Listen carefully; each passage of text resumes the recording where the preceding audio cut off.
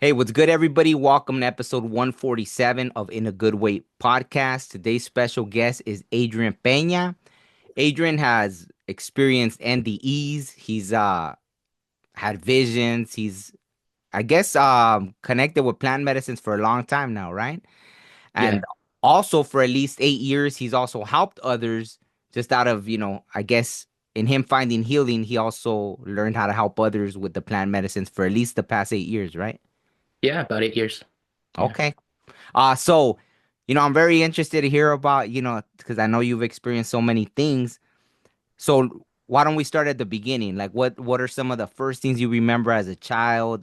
Any experiences you had that already stood out to you or that you recall? So I think like with anyone like yourself, anyone in this circle of experiences, even if it's something they may not even know is an experience yet. So Mm, I just want to lead real quick before I start sharing. My reason for wanting to share isn't for the attention. It's in my path and in my journey. The stories of others that have shared have helped me have some validation, have helped me integrate, have helped me grow immensely within the space. So just the fact that there's a global of community of people like yourself willing to hold space for others to share, and then others for, to connect and stuff. So I just want to lead with that so that it's clear. I've absolutely. only shared this with a handful of people, like maybe like literally just a handful of people. Mm, So articulating this and finding the words, I'm still getting used to how to explain it. But ultimately, a lot of my experiences as a child were kind of traumatic spiritually. So a mm, lot of my memories weren't the beautiful white light, beings of light and love. It was literal demons. It was sensing energies that were dark and entities that were following me constantly. And it wasn't until within the last few months that I'd even realized, like, oh, it's deeper than that. Like I've mm. suppressed so much out of fear and misunderstanding that there's still a lot for me to remember. So my childhood was chock full of uh, a lot of trauma, a good chunk of it spiritual, and a chunk of it also on the human existence portion of it, just the regular life stuff that people go through, that as well. So um, I had. I'm trying to figure out which way to best start this because there were certain things I didn't realize until after the fact, like years later, understanding what these things meant. Because you're a child, you don't have the understanding of vocabulary to articulate what you're feeling, sensing, and all that. Absolutely. Um, but as a child, I remember astral projecting a lot, leaving my Mm, body often. Um, so much so that when I was going through a period of tough time, that there would be entities in my room and in my home waiting for me to leave my body or waiting for me mm, to return. I think I had mentioned it to you before. It's like when you want to go outside and play and you want to go ride your bike, but the neighborhood bullies are in your front mm. yard waiting for you to walk out your front door so they can fuck you up. Like that was the sense of feeling that I had in terms of energetically, like I would be cowered in my room, afraid, no matter what time of the day it was, knowing like, oh, they're on the wall, they're in the ceiling, they're in the Mm, hallway, they're outside, they're following me wherever I go. And uh, a lot of the experiences I had, I ended up just kind of brushing it off, like, oh, it was just a bad dream. Like it wasn't a real thing. It was just a dream that wasn't real, and it can't hurt you, and it only happened in my imagination. Not realizing that these things were actually kind of pulling themselves into this dimension and uh, scaring the shit out of me, honestly. And I didn't really have anyone to talk to about it. Um, mm. so there's a lot more in my childhood that makes sense, but I'm going to start with as an adult, kind of where the awakening and the understanding happened for me. Because I didn't spend my lifetime chasing answers or trying to figure out what these things were. I spent the first 30 some odd years of my life completely ignoring, suppressing, and downplaying any of the stuff that I had gone through. Mm. Um, and was primarily pretty much an atheist, like for a good chunk of my life. Never had any connection. I was raised Catholic, and I didn't really have much connection to the church side of things. Um, So in 2017, I died in my sleep Mm. twice. Um, I didn't understand that's what had happened when it had happened. It was something that it was like a scavenger hunt. Like I had to figure out and kind of search for clues and answers as to what the hell happened to me. And as far as NDEs go, it's kind of an underwhelming experience because I wasn't allowed to bring much back with me. The Oh. only time that my memory kicks in or my awareness is present with my consciousness is coming back into my body. And the feeling of being displaced, of understanding and the feeling of I had been gone for a very long time. I felt like I had been gone for decades, like lifetimes I had felt like I had been gone. And realizing I'm coming back into my body and it's like slipping on a shoe when you have a broken foot and you start to feel all that pain. It's a level of pain I don't know how to describe. And I've only Mm. felt it a handful of times in my life. And it relates to when I was a child too, because I didn't understand it when it happened. I had an NDE when I was a kid too. I had a Oh, wow. couple actually. Um, so I came back into my body, waking up, and I felt like I got hit by a car. Just head to toe, the amount of pain took my breath away. I couldn't speak. It was just something I laid there and I had to write out. And it was agonizing and it was frustrating and angering because there was a fraction of time where I felt nothing, where my awareness was present and I was in the moment. And I was like, oh, this feels great. There's no pain. I feel comfortable. I'm trying to make sense of what's going on. It's like, oh, that's right. I live here. This is my life. And I had to remember my name. That's right. My name's Adrian. I have Oh, a wife wow. and kids. And I slowly start to, I don't know if I opened my eyes or if my awareness was taking it in before I was fully embodied, but I was taking in my house and trying to remember like that's right, I live here, and just kind of trying to ground myself back into this experience and get oriented. And I don't know how long I laid in my bed, but I laid in my bed trying to make sense of what happened because there was no one for me to turn to ask what where I was or what I had experienced. I didn't even know that I had died in my sleep. Mm. I just felt like I had an extremely bad dream and it felt like someone beat the shit out of me when I was asleep. And so it was serious enough that when I was going to work, I was so open to everything. You know, there's more than the senses that we have, and I was, it's like I was taking in more information, more data from this realm, from this world, and colors were more vibrant. I wear glasses, and I remember driving to work early in the morning, and it was still dark out. It had just rained, so everything was wet, and I also have an astigmatism. So driving at night, I don't know if anyone else wears glasses that has that problem, but the lights shine, it creates halos and give you kind of a headache. I ended up taking my glasses off and drove to work without my glasses because I could see so clear. Oh, Like wow. everything was so crisp, so vibrant, so present. And I just remember walking into work and having this feeling of just existential dread of like, all of this is wrong. Like people aren't supposed to be working in a building, like the way that we're living as human beings. I didn't understand why I was feeling this way. One of my good coworkers is a good friend of mine still to this day. We were cubicle mates.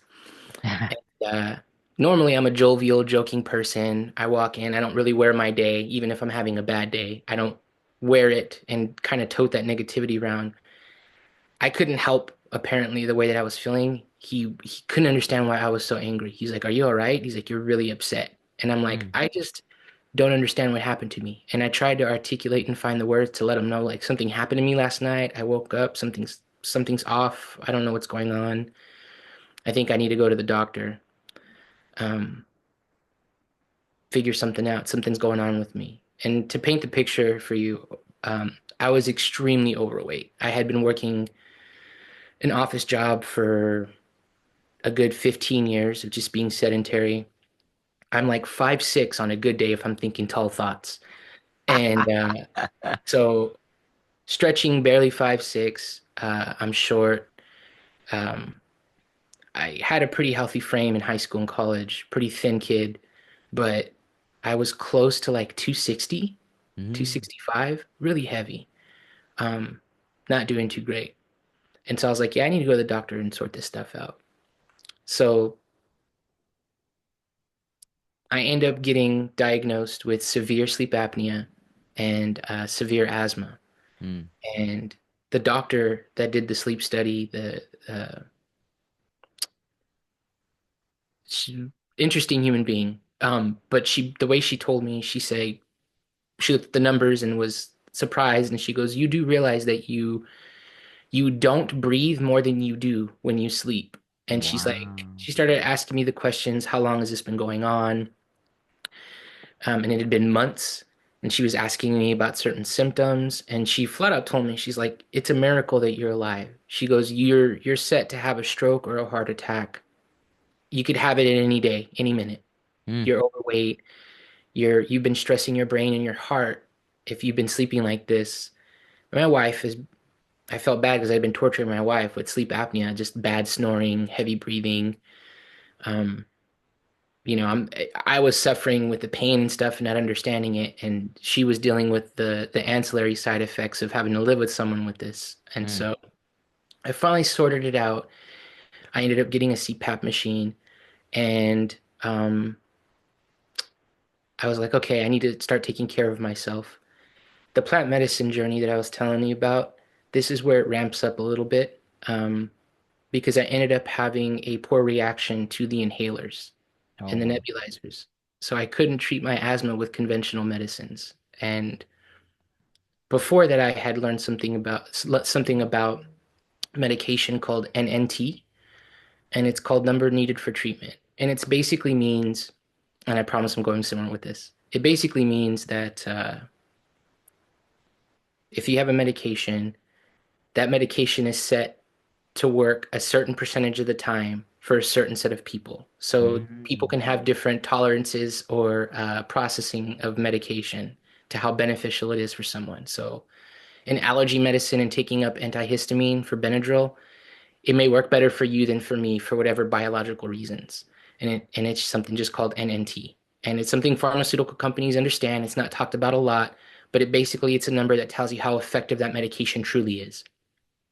For me, I don't know what my NNT number is, but for when I was using these inhalers, it was causing inflammation and Oh. severe nerve pain.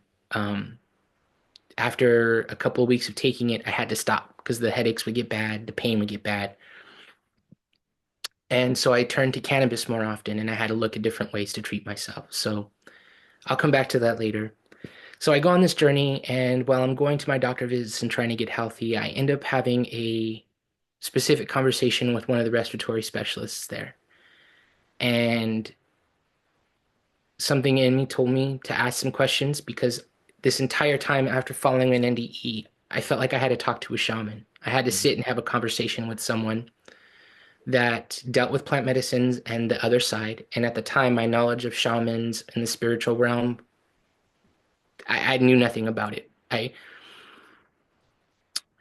didn't even try Googling it because I didn't even know where to start. Mm. I had this inkling of like, I need to find someone that spends time with substances and can answer questions about the other side. I didn't want to talk about it to a priest or a holy man and someone religious that would read about these things. I need to talk to someone who's experienced them.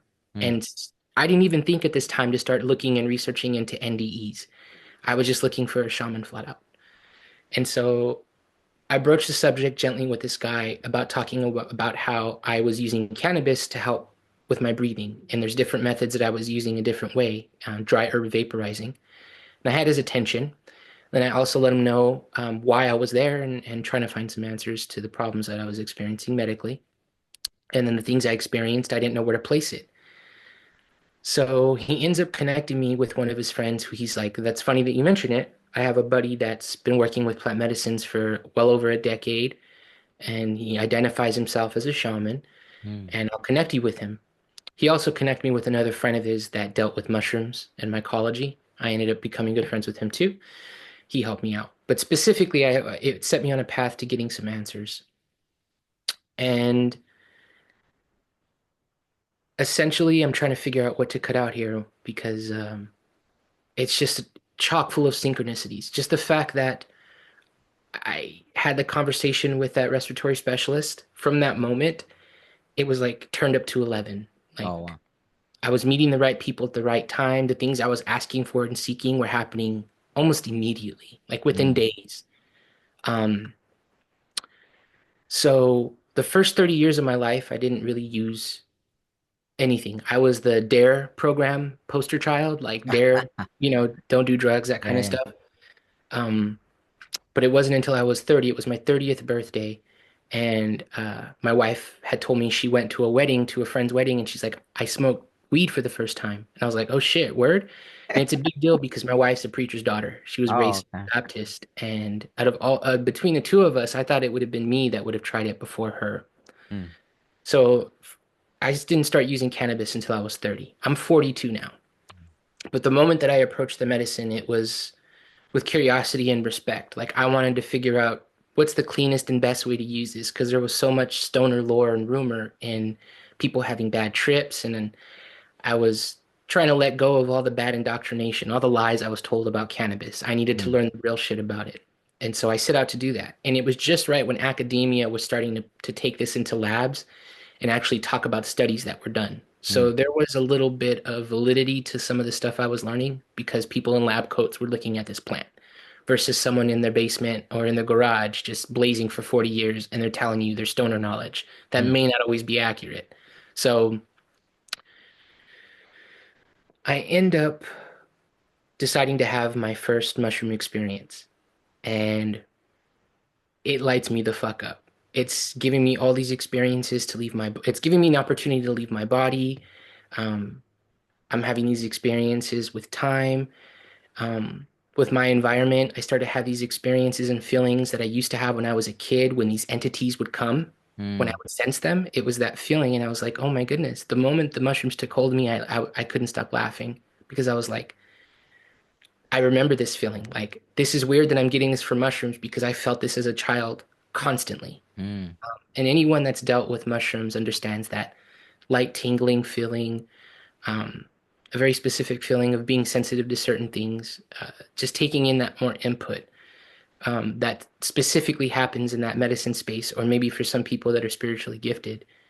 There's sensations in your body, um, and it's different for everyone, but they show up for the most part in some way for someone that's experiencing something that's extrasensory. mm, It still lights up our nervous system. Our nervous system still reacts to it because it's an embodied experience. And now I start to really have questions because it gave me more questions than answers. And I had to figure out I need to take this seriously and go deeper. And so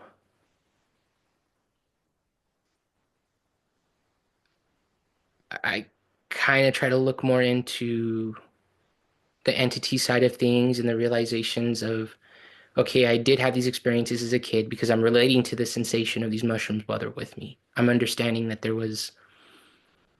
um, there's something to it. Like there's truth in it. It's not just this, you take a thing and you hallucinate where the things you are experiencing aren't real. I was firsthand experiencing an expansion of my consciousness and reality, mm, and that I had been here before many times. Um,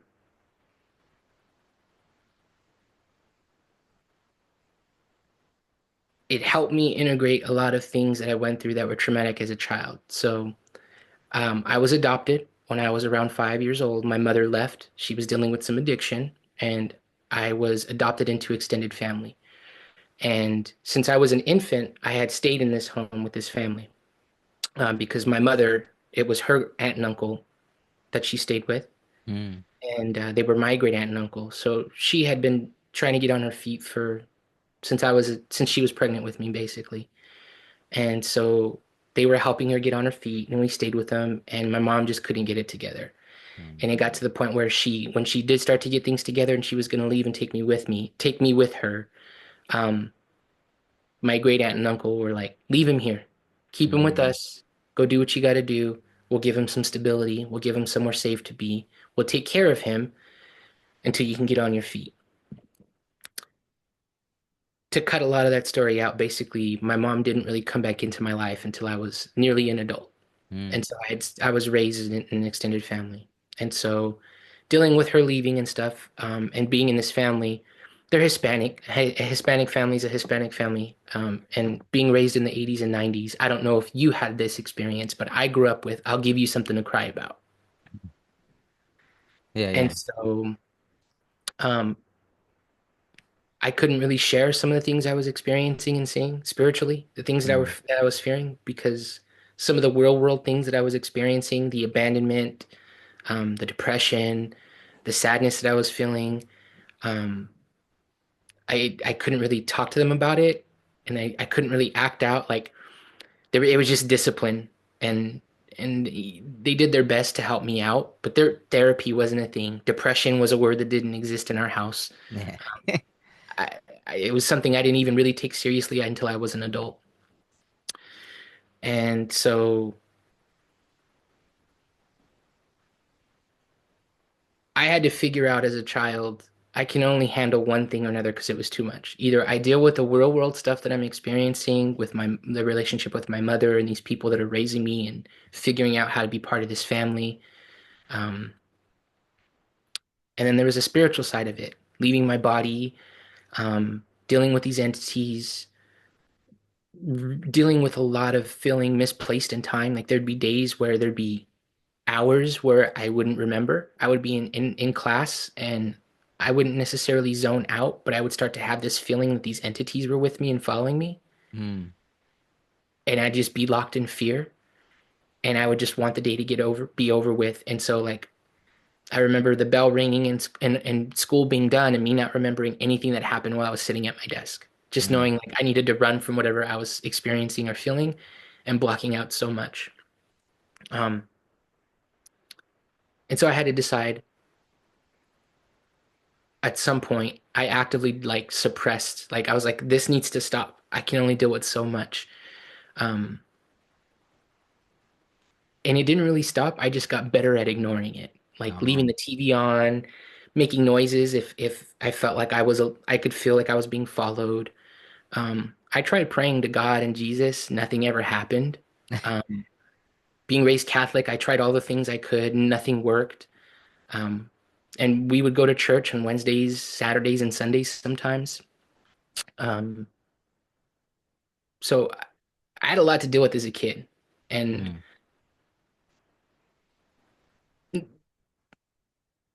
not just the practical stuff, like not having a therapist to talk to or an adult to even share my feelings with. It's just something I had to deal with all on my own.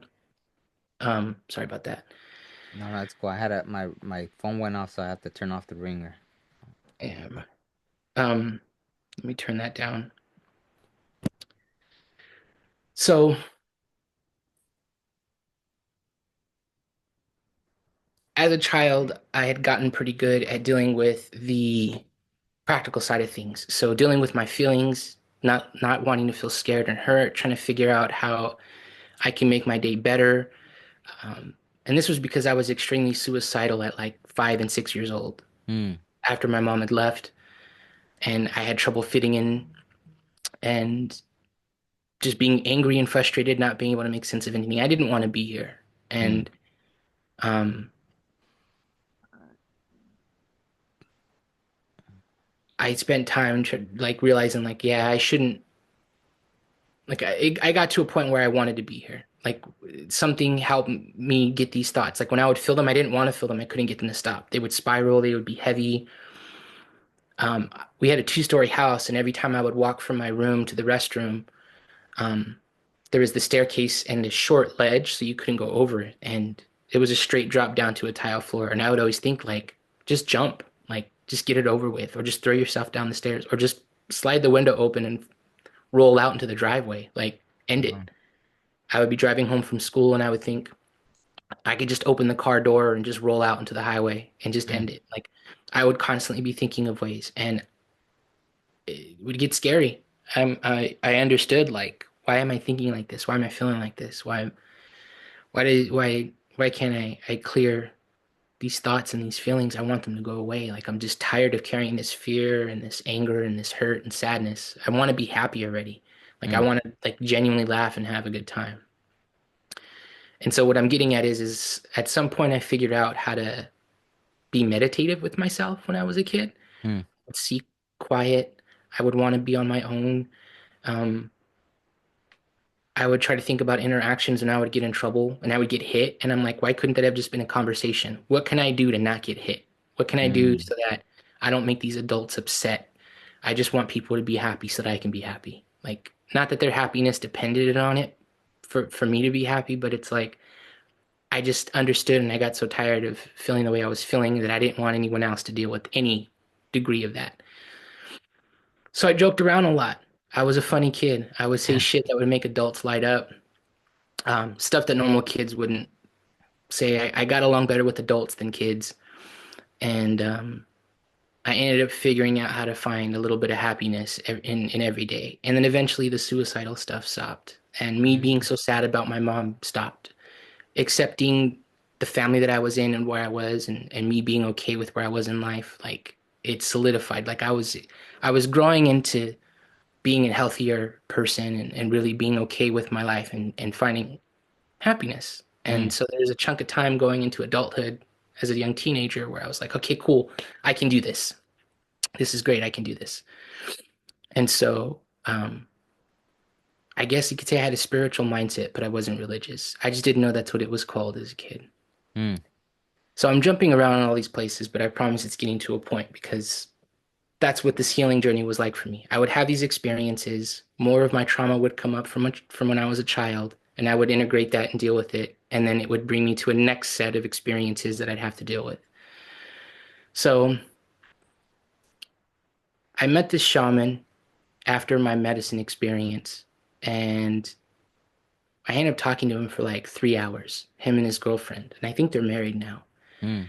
And the dude was awesome and open. He asked me some very pointed and specific questions, and he did a reading with cards. He kind of did a soul reading through conversation with me. I wouldn't say he channeled, but he told me a few things about myself that were true that he couldn't have known. Um, the dude was excited, and I didn't understand why. He was telling Mm. me all these things about myself, these cards, like when he was pulling tarot, the cards that I was drawing in the order that I drew and the stuff he was explaining, he was like, dude, this is awesome. So he's telling me all these things Mm. that I don't believe. He's like, your angels are with you. You're you're an indigo child, you're a star seed, you're a light worker. Like these are the things that you're called. And he's like, you have the heart and intuition of a shaman. Um, you're you dream deeply. He's like, you came in with a lot of gifts. And he's like, you have experiences and you can do things that I'm working towards, things that I'm trying to make sense of. He's like, these are things that you understand. And he's like, you just didn't know what to call them and you didn't have anyone to support you. Mm.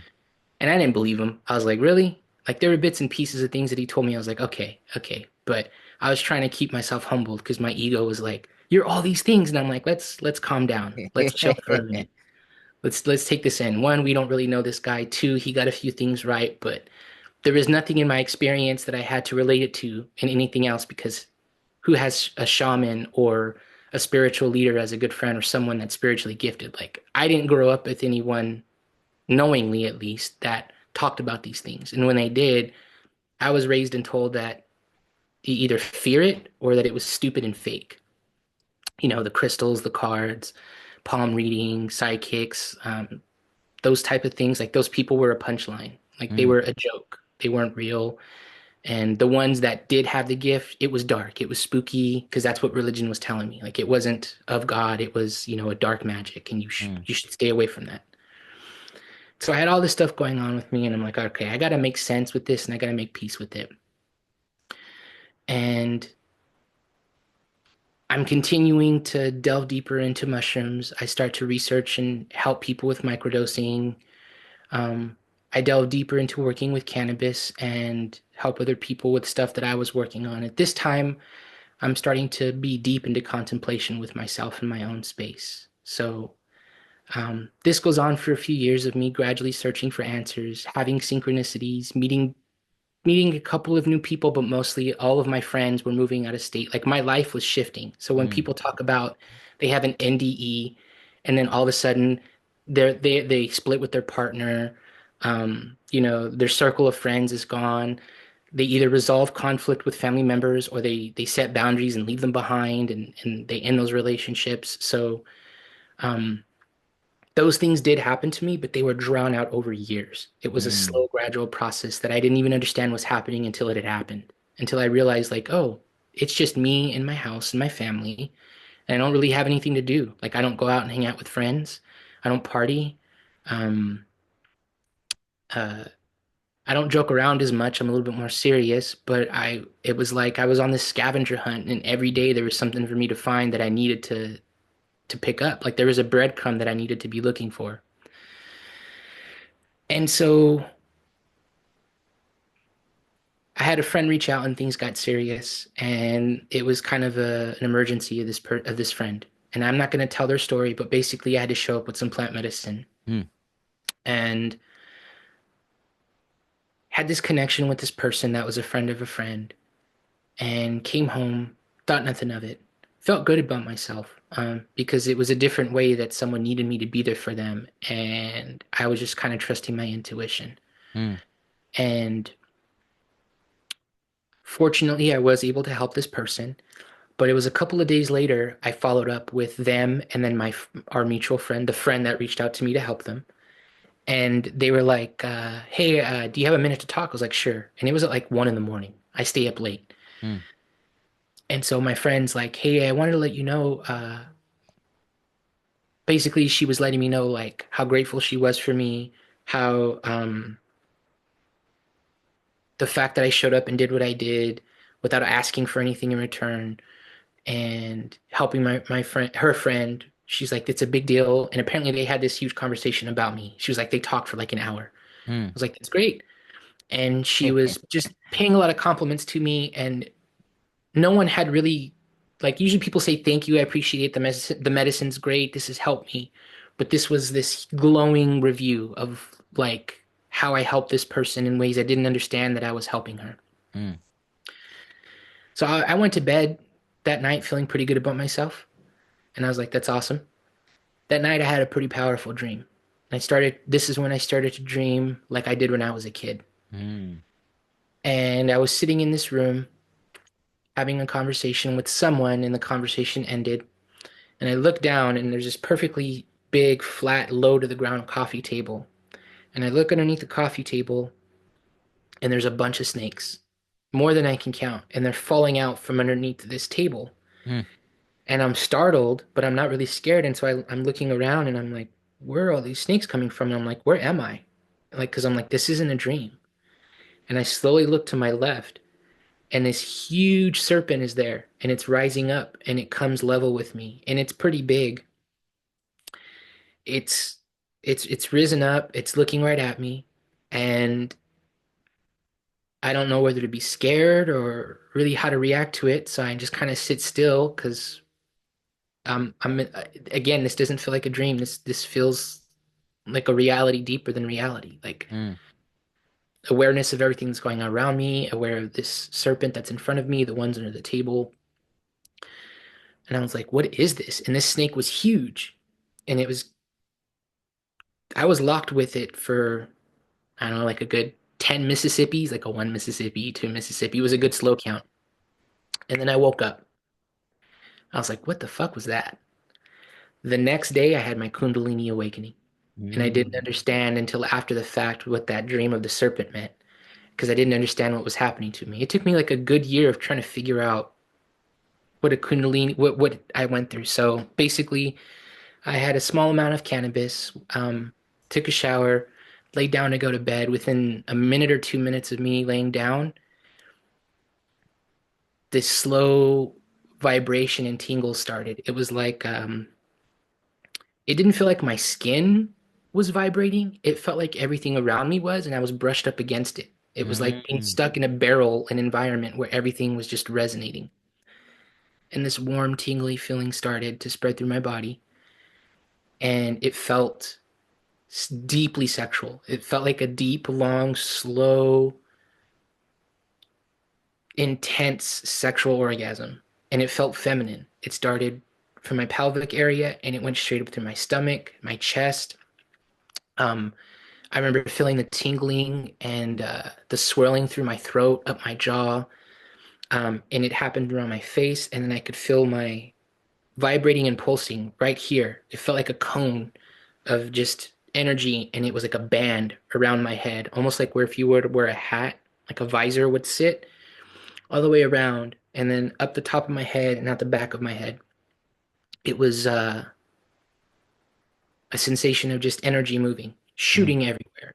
And I didn't understand what it was. I was like, what's happening here? There was no bright light, there was no voice, there was no music, there was no frequency. It was just all sensation. And it was Mm. um, huge. Woke up the next morning and I had rode that out. It had lasted a while. I don't remember how long it lasted, but I ended up finally just passing out of sleep. Woke up the next morning and the sensations were still there. They didn't leave. Um,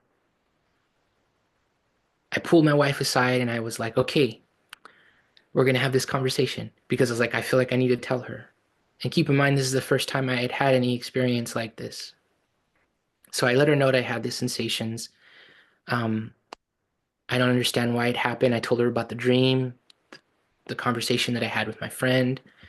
And at this time, my wife, I did share like a couple of things from when I was a kid that I had experienced, but I would explain them to her. I was like, oh, I used to have these bad dreams. And I Mm. told them to her like they were bad dreams.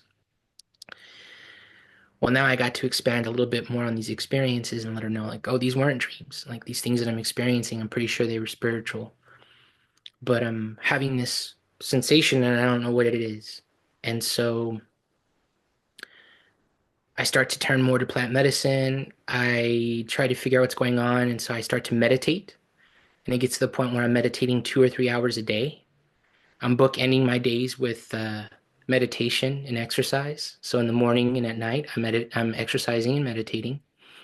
Um, and during this whole time, I'm losing weight, I'm eating better, I'm focusing my life a little bit more on our small business. After my NDE, one of the things that did change is I quit my job. Mm. Um, so that happened in 2017. 2018 beat the shit out of me. By 2019, I was like, I'm burned out. I'm leaving this place because my wife had started a small business that I ended up growing. So again, like I said, after people die or have spiritual awakenings, their life changes and they make these big changes, right? For me, it was gradual, like I said. So I have this Kundalini spiritual awakening, and then my visions start to deepen and they start to happen more frequently. I start to fall deep into meditation. Um, I had experiences where I got to see my body, my soul, and a point of view above it, watching both my body and my soul. Um, I was going into this place I didn't understand in meditation, but I come to understand it was called the void, where I would go Oh. into this place where there was nothing there, just pure blackness, and off in the distance, there's a consistent small light. I have yet to get close to it, but I've gotten close enough to see some of the fractal spiraling energy at the point of this light, way off in the distance. I've had a spirit animal visit me in this space. Um, Um, it's all been beautiful, wonderful experiences. I've had spirit come and there was some channeled wisdom to help me along the way. Certain things about breath work and being present and grounding. And then I ended up coming into a community of underneath a shaman. His name's Hamilton Souther, and he has a practice out in Peru Mm. called Blue Morpho. And it's less of a practice; it's more of his home. And he started a mystery school that I ended up enrolling in and participating in. And I ended up finding a community where I could listen to these other people and kind of deepen my understanding of some of the indigenous teachings and how these ceremonies happen, and um, what the perspective is on plant medicines from you know the indigenous lifestyle, because it's very different from people that live in a city that are from Western culture. Mm. And so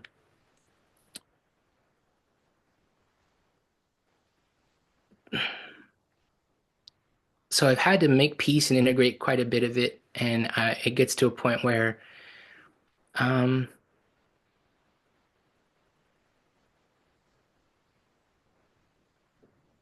how do I put it? It's like it's in waves. Like I deal with one wave of trauma, and then I realize, oh, the next one's coming from my Mm, past that I have to deal with. And for every bit that I take care of, things progress, and some of my gifts and my visionary experiences deepen to the point to where I had a deep visionary dream that I had shared with you. yeah. We had a conversation about it, and I'm still trying to recover from it. It kind of it knocked me off center. Mm, There's a lot of tension that I'm carrying, kind of in my solar plexus area. Um, I don't know what to do with it. I recently was told not quite yet to share that vision on a big scale, like one on one, having small conversations about it. I got the thumbs up. Go ahead and do that.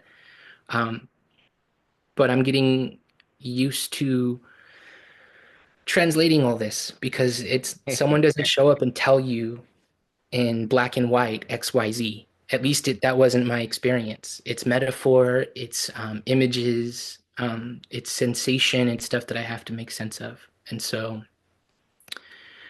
that's where I'm at the moment, trying to make sense of certain things, trying to get a hold on some of the gifts that I have and figure out exactly, okay, I understand and accept that I have them. And so far, they're serving the purposes to help me along my path, but I haven't been told what to do with it and why. Like, I died and came back for a reason, and it wasn't just to experience these things and keep it to myself. There's a well of understanding and an undercurrent from these things that I've had of like you're moving along a path that's taking you to serve a bigger purpose. I just don't know what that is yet. And so it's a lot of me I don't know, trying to figure it all out, I guess. Um, there's a lot of detail that I'm leaving out because there's so much synchronicity and so much of it is personal. So I'm just trying to hit the bullet points. I know I've been all over the place, so sorry if it hasn't no, been too I've been clear and following concise. along. I'm sure everybody has been following along. It's yeah. Um, well, like what you were talking about. That's what I think like everything is about. Like we experience it to share it. And it's a lot of times it is more ourselves, right? It's ourselves blocking from sharing it because what? We're afraid of being judged on both ends, right? We're afraid that, well, what if I'm not supposed to share it yet, right? So that's us putting that blockage of, wow, the spirit world. I'll tell you like this, like when I'm about to share something, if I'm not supposed to, I will feel like instantly, right? If I was gonna tell you something right now that I'll feel like a negative feeling about it, and I'll be like, oh, okay, and I'll stop myself right then and there, right? Like I'll feel it. So I've grown that aware to that point that I know, like if I'm saying something, I'll just feel it, and I'm like, okay, well, yeah, never mind, or or something will happen literally, right? Like I remember once there was a time where it was like the spirit world was blocking me, right? It was like I would have these conversations, probably during the pandemic. I was in a very zen state, right? But people wanted to call me and dump everything. And when they'd call me, the phone would hang up. As soon as they would start like, oh, but da, da, da, or talk politics or all that stuff, it would hang up and they'll call me again. And I'll be, I don't know. I don't think they wanted you telling me that. And they'll be like, and then they'll start again and they'll hang up and they'll call me again. Like it hang up on them like 4 or 5 times in a row. So even the spirit world was protecting me from that energy, right? Like they knew I didn't want to. I was trying to be a good friend. So I wasn't, they were trying to teach me boundaries. Sometimes it's important too, right? When you're talking to other people and it's like, you get it, right? Like you want to help people, you want to be there for people, but you're not in that space because you have that comprehension that it's not that bad, it's not that negative. For some reason, they're seeing it in that way. The world's fall, the sky's falling, this and that. Is not, you know what I mean? Sometimes it is just about processing it. I don't know if I'm making sense. Now I feel like I'm all over the place, right? No, Um, it makes sense. Yeah, I understand it because there's consequences to sharing certain things with visions and kind of that spiritual knowledge and information that we're given. Like how much when I'm given stuff, I'm like, okay, How much of this is for me and how much of this is for me to share with others? And there's a term that I learned and I absolutely love it because it's so appropriate. There's enough disaster baiting going on right now with things that happen where people talk about it in a specific way, like, oh, did you hear about what Trump said? Or, oh, did you see the fires? And it's like, there's always going to be a crisis and something that's going to come up. And let's not focus on, let's just be aware and present in how we talk about these things. You know, we're not putting anyone down and we're there for the people that are potentially victims, but we don't want to hold the victim mindset for them. So there's a fine line of choosing and being intentional with your words, and especially with a message that you have to share. And so it takes time figuring out. I feel like I'm a kid trying to figure out, what's hot and what's not. And so there's Mm, all these stoves I get to touch, and it's like, okay, these burners are off, these are on. What's hot? What's safe? And when I was sharing that story of the vision that I had, I was making a video to a friend, and in the middle of talking to her about the dream and kind of as I was integrating it and making sense of it, there was a candle on my altar and it started to boil while I was mm. explaining it to her. And I was like, oh, okay. And I only recently learned like that was spirit telling me like, okay, shut up, cut it out. You don't need, this is for you to integrate. You don't need to share it. And so I now know what that boiling candle meant. So I was like, all right, I Oh. don't think I'll fuck with candles anymore, but Yeah. What? um, Let me tell you that I'm glad you brought this up because see, like that, right? And there's even things, right? Certain things are meant for certain people, right? And like how you brought up seeing dark entities when you were little. So when you were little, see, because now it's real popular. Like, I've immersed myself in a lot of different spiritual communities, right? Kind of like to fill it out, right? Oh, let's see what's over here. Let's see what's over here. And it's in a lot of spiritual communities, like they talk about that. Oh, these things don't exist and this and that. But see, like even you seeing them as a child, it was like, were you really doing anything that you feel would have put that in your head? See, like even me, when I've seen these things, I wasn't out looking for them. I wasn't like traumatized with, oh, there's these dark entities or so I got to see them. So I know there's things that exist, right? Why other people don't see them, I don't know. But I don't try to get in those arguments. But there's people that are very adamant in spiritual communities that, oh, no, these things don't exist. And I'm glad that they don't see them. But so for you, how do you process that? Like, do you process it in a similar way, understanding like, well, I didn't ask for that. So obviously they must exist if I saw them without, even as a kid, right? Like a kid's pure. There's really not all that junk that's been brainwashed or whatever. Or how to go ahead. Tell me what you think about it. um, I I had to get an education. I'm not fluent in speaking spiritual signs. Um, the church didn't teach me about any of it, being raised Catholic, and there was no one around me spiritual that I understood that dealt with these types of things. Um, I ended up having to get an education on hearing other people's experiences, and that was a lot of the stuff that I left out in my journey of healing and synchronicity was things would happen on my computer where I'd be watching a video and then something would pop up. And I was like, oh, let me click on it. And it wouldn't say, it would just be an interview. Like it would say, like, I'll give an example. Buddha at the gas pump is one of Mm, the channels that I've watched. And they don't say what the topic's about. It just says the name of the guest. That's mm, it. There's no description of like, oh, this person died and blah, blah, blah. And then you click on it and you go into it knowing. It's a conversation that you click on and you listen to. And then I would fall, things like that would happen. I would listen to these conversations that I needed to hear that would make sense of the experiences that I would have. And then certain books would come into my path that I would need to read to help broaden my scope of understanding of how spirit can talk to different people in different walks of life all throughout time, to where these mystical experiences aren't centered to just one specific tribe and one specific group in one specific time frame. So the people that were drawing images and um, writing stories and putting things on cave walls, that didn't stop. People are still seeing those things. People are still having those similar experiences. We're just not in caves anymore. mm. And we have a language and a culture of how we share and spread these stories. It's different in how we interact with these things. So to this day, when I see certain things like that candle that was boiling, these visionary experiences that I have in dreams, I don't understand them when they happen. I have to integrate them. I have to take some time and say, okay, I need confirmation on this. As a child, I don't remember enough to know that I knew these things. I'm still having things like resurface. I'm just a few months into integrating when I almost died as a kid when I was sick. I was like 7 or 8 years old, Hmm. um, and I had an NDE experience. I'm still working on that and making sense of that. So um, I wouldn't be able to fluently explain and articulate some of the stuff from when I was a child. Just the stuff that I that was really vivid, and a lot of it is kind of the negative stuff. Like I said, there was no love and light. There was no loving entities holding me and telling me these beautiful, encouraging things that it's going to be okay, or that I was giving visions of my future.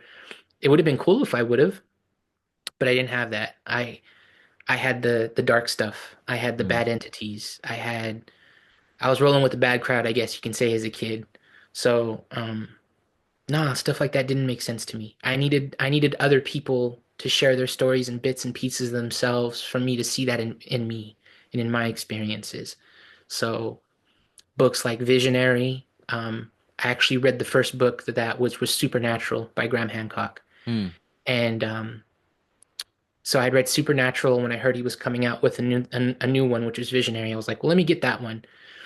Um, but man, that helped me out because it took all these different experiences that people had with alien abduction, um, plant medicine experiences, the stuff that has happened, like fairies and elves, what the lore is behind that. So that shit was lighting me up like crazy because it was like, okay, there's bits and pieces of this that I was like the thread where he talks about how everyone there's these threads that hang that shamans talk about, Yeah. medicine men talk about, where they're like, oh yeah, you go to this thread and it takes you up. I remember that as a kid. I remember them being above my bed in my Hmm. room, and being afraid to touch them or to be near them, because I would see the thread, but there'd be entities in my room around me, and it was like, go ahead and leave your body.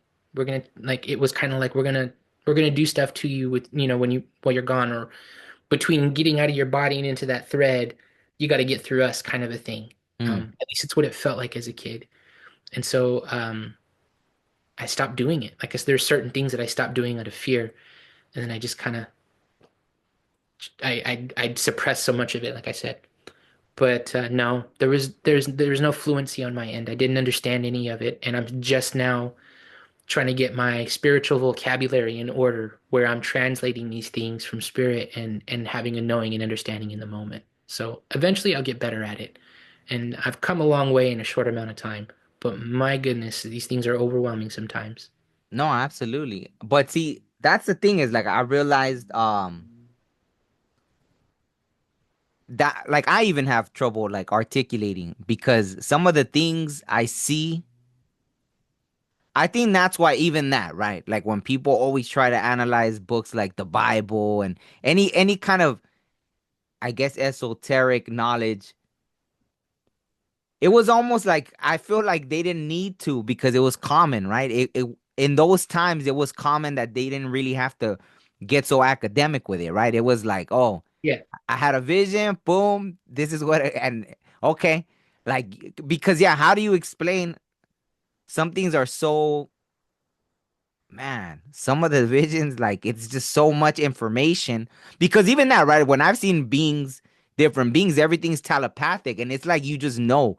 It's like if someone just got like a whole hard drive of information and put it in your head instantly, and you wake up knowing, but it's like just to explain even one vision, that's what it would be like a whole book per vision. Like it's so much.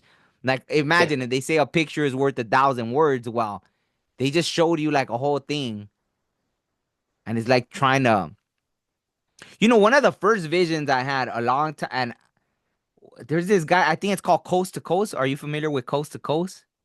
no, Coast to Coast. This guy would do interviews, and I think he'd interview people. This was before I ever heard of like a Graham Hancock or who's the other guy? There's another famous guy that. Who's the other guy? There's another guy, right? Graham Hancock in terms of Like those kind of that kind of not like searching for that kind of where they're putting all the stuff like from the past. I know there's another one. Graham Hancock. Like one of these authors that's known for writing those kind of books. Well, I don't know, but like the it was like before I heard of all that, right? And mhm.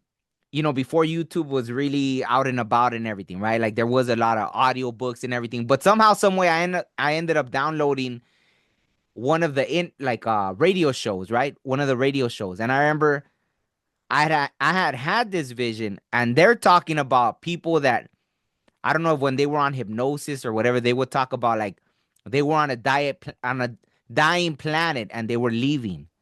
And I remember one of those visions where I couldn't process it back then, but it was like who I thought was God, and it was like me and this woman, and we were in a cave, and then the whole sky was red, right? And you could see all it looked like all the souls were flying, like leaving, like if I thought the whole world had died, right? And it was like me and this woman were left alive to repopulate the planet or something. But when I heard them talk about it leaving, then I thought, whoa, what if all that stuff I saw that were souls were really like all the spaceships leaving the planet, right? And it seemed like very Mars like, right? A red planet, right? Because everything was red. So when I was hearing that, I was like, oh wow. So even that, right? Like me not having the words for it, I didn't know how to explain it. And when I heard it on that radio show, that a lot of people had this experience where they remember being on a dying planet. I was like, what if that's what it was, right? Like I don't know why me and that woman had stayed back, but there was this who I thought was God, right? It was this ancient spirit, right? Like his eyes were glowing. He was just right there, and but he was like at our like I guess I don't know if he had shrunk down to height or whatever, right? But it was just this interesting thing. I don't know why I brought that up, but I forgot. I lost my train of thought. Oh, I think just that, right? Trying to articulate the visions. I guess sometimes I don't know. I guess you try, right? In today's age, we try to explain them, but I guess I don't know. I lost my train of thought, but yeah, something like that, Yeah, right? trying to translate and take that divine messages and then be the conduit where you're not just accepting it, but you're making sense of it, you're translating it, and then you're sharing it with someone else. Um, Exact. Well, that yeah, can, because even that, just all the information I saw, see, I'm just telling you like the little key points, right? But if you saw it like in a movie, imagine that seeing everybody leaving a planet and all this, everything, you can never really do it justice, right? So I guess right. we just try the best because it was like I wish people could see if I could get it and put it in someone's maybe who knows with AI now, people could create these visuals that might be similar to, you know what I mean? Yeah, Like, I've already run into that. So yeah, oh I get wow. it. Wow, Yeah, okay. I'll give you an example. And it wasn't necessarily AI, but I'll share one vision in detail and kind of how I had to integrate it and how it led to other stuff. Because it was a pretty big one, and it's one that um I enjoy sharing. Like there's few visions that I have that I enjoy sharing because a lot of it's deeply personal. Hmm. But this is one where um I was just getting comfortable with realizing that I could go into the void in meditation. And I had tried it with cannabis. I had tried it with mushrooms and I tried it with just breath work. So I've been to the void and the help with mushrooms or cannabis, the only thing it helped me with whether or not I could get there quicker and stay there longer or not. So on this particular day, I had about a gram of mushrooms. It wasn't much. And to be honest, it was by like the fourth or fifth hour of having taken that gram. So all of the mushroom magic sensations that you feel when you have it had pretty much been gone. But the medicine is still with you. It opens you up, it clears you out, helps you out. And so I went in, I was working in the middle of working, and I should be clear, I still have my third eye and my crown are still active. They Hmm. still pulse and vibrate. There's an ebb and flow to it, but It's basically like when your phone goes off and it's like you got a notification for a message. I was getting some pressure and sensations where spirit's telling me like, "Hey, come here real quick. We got to tell you something." So I Mm, was like, "All right." So I stopped working, went into my space, sat within to do a meditation, and almost immediately, I don't want to say it was seconds, but within just a handful of minutes, my breathing got where it needed to be, and I fell into the void, and then something else happened. I went deeper. mm, Um, I I had mentioned it at the beginning of this conversation where um, I was able to see myself sitting in meditation. I was able to see my soul, and I was able to see a third point of view looking at both of them. And it was switching perspective. I was in my body and I could see my aura. Now, the entire time when I say see, my eyes are closed. I'm getting a complete 360 view of everything all at once. So, just taking all that in to see without your eyes, without your body, it's overwhelming because you're not seeing it's just everything all at once around you. It's a mm, 360 view. And I could see this, and I didn't know it was my aura at the time. I had to have someone else tell me when I was explaining the experience. They're like, oh, that was your aura. mm, So I could see these layers of whiteness, of bright light, almost milky and cloudy. And depending on how close or how far away from my body, its texture would almost change. It's kind of like when you're in a dusty house and it's really bright outside and you can see the light breaking through the blinds and you can see all the particles in the air. Um, it was like that in terms of just how permeating it was. mm, Um, and but it was an aura. It was light, like particles that were light, made of light, emitting light. And then I would switch views to, and this is what freaked me out. I got to see my soul. mm, Some people, they see their soul or themselves representative as an orb of energy, or they experience their souls as being embodied and just feeling like they're made of light and having that sensation of I was made of light. I knew it was my soul. I wasn't in my body. But this was specific. I got to see the shape of my body. I got to see what my soul actually looked like. It was light blue. It was all different colors of blue. It was iridescent and it shimmered in a way like a soap bubble, like the surface of a bubble where it's all these different colors at once, but it was deeper. There's frequencies of light and color exist in these realms that don't exist here, that our human eyes are limited to seeing, and even mm, that our machines can't quite capture. So there's a spectrum of light that exists that I was seeing. And as I moved, I was moving around, I was laughing. I was like, this is dope. I mm, could kind of see what's going on. And as my human body was moving, my soul body was moving with it. It was almost like a video game. Like if you were to play a video game and you can see your character and you can see their point of view where you can kind of see the top back of their head. It's like a first person game and you can tell they're walking, but you don't really swing around to see the front. For whatever reasons, I was just stuck in that one fixed position. I was switching from that and then I was going back into the void. And when I was in the void, this is where I had a mantis entity approach me. I was in the void and I could see it off in the distance. It slowly materialized, and it was at first just the outline of its face, and I couldn't make out what it was. I was like, "What is that?" And then it got a little bit closer, and I was like, "Okay." And it's all these different shimmering lights, and it's very faint and muted, but it was all fractal in color. And mm, then again, the backdrop is it's a void. It's all black. It's all dark, and it's like it's fading out, and then it would fade in, and then it would be closer to me.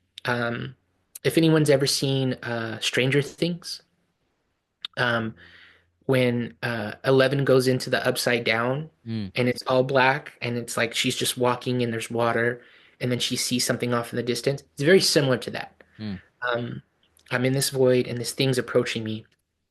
And it finally gets to the point where it's right in front of me and it's looking at me. And I can tell it's an insect, but I'm kind of trying to move my awareness off because I'm like, I don't know what you're doing. I don't know who you are, what you are. It's a new experience for me. I was not scared, but I was cautious. Hmm. And so I'm trying to not put my awareness directly at it because I was kind of worried. I wasn't sure how I was supposed to interact. And then finally I put my awareness on it and it's right in front of me. And then it feels like it's gently like coaxing me with its.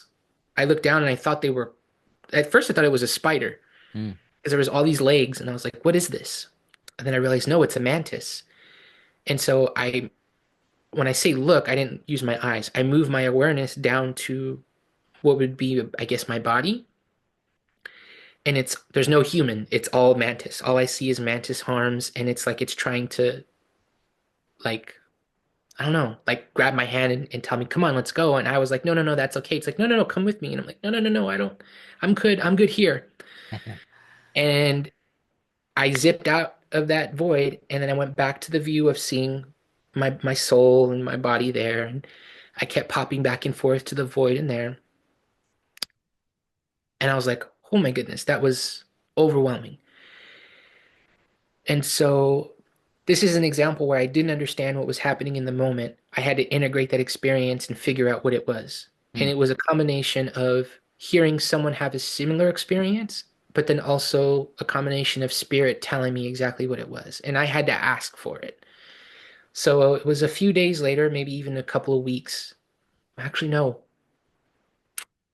it was a couple months. It was a couple months after that experience. And I got to the point where I was like, okay, it dawned on me, I was like, okay, of all the ways for me to have an experience, because the one thing I had learned to that point is everything in the vision that spirit is showing you is important. No matter how insignificant you think it is, if you're in a dream or if you're in a visionary experience and there's grass, every single blade of grass is significant in that vision.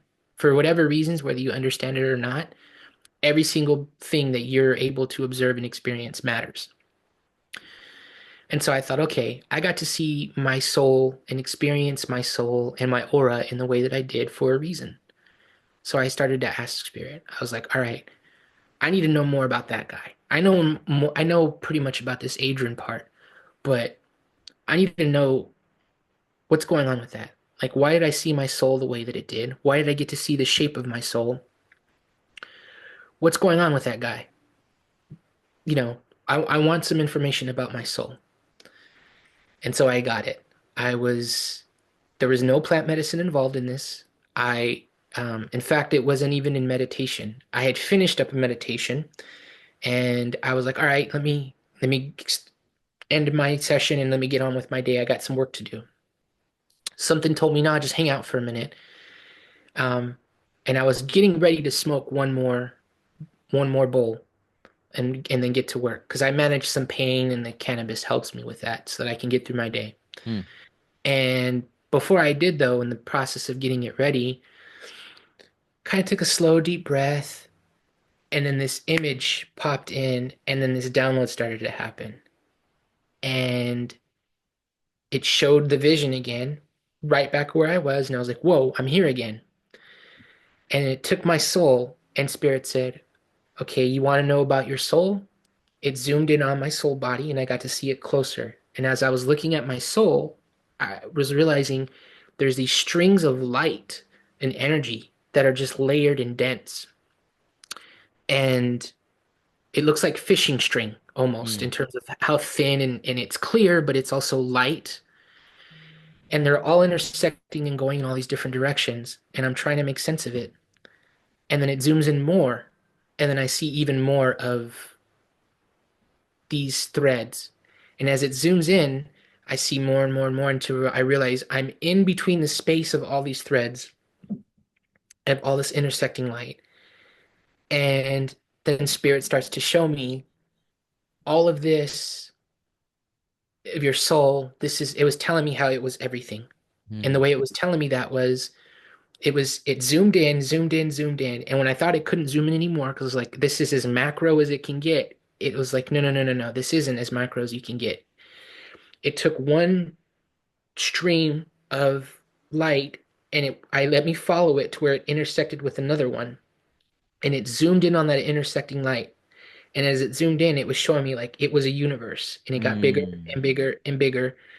and then to the point to where it was showing me everything in between to where there was nothing. And then it showed me almost like when you're editing, where it shows, like if you're editing a video, where it shows the main screen and below it you have every frame and a tile below it. It was showing me that. It was like, Mm, okay, it was showing me a life, and it was like all these other lives, like every tile at the bottom was a life that your mm, soul's experienced. And it was basically like saying your soul is the frame, the chassis, the bones, and um, these lives are like masks. And so they were rotating out from the main screen, and it was showing me all these different lives, and it, it just kept rotating, from every tile, and it was like that would close and then the other tile would open, that would close, another tile would open, and it was like it was giving me peeks into all these different lives. mm, And it's basically saying it was spirit telling me your soul is experiencing, like, time doesn't exist, and it was telling me what my soul is capable of. And it was like every life that you are ever experiencing, to ever have experienced in any dimension, in any realm, is attached to your soul, and you can access it at any time. mm, And I was like, okay. And then it was like, I was like, that's me. That's how I am. And then it was like I was trying to ask questions, and as I was asking questions, it was immediately answering them. mm, And it got to the point where I was like, okay, um, that can't be me. Like, that's all me, really. Like, and it's like, yeah, it's not just this reality, it's every reality that your soul has to deal with. So mm, every life that I've lived as an embodied human being on this planet and in this dimension exists, but then there's these other realities and dimensions too. Like, it showed me how big the I was. It was like, that's you.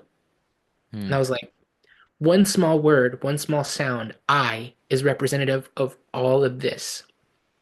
And it was like, if the I is that big, then that means the you is also that big. And if the I and the you are that big, then that means that we are that big. And so these words started to go through, and the entire time this is and showing me all these things, I keep hearing, I am loved, I am worthy, you are loved, you are worthy, we are loved, we are worthy. And mm, it kept repeating the entire time. And as it was telling me, it was showing me examples of that prayer, that mantra, those words. It was showing me how big and how powerful those sets of words are, and how meaningful it is for us as human beings to understand oneness.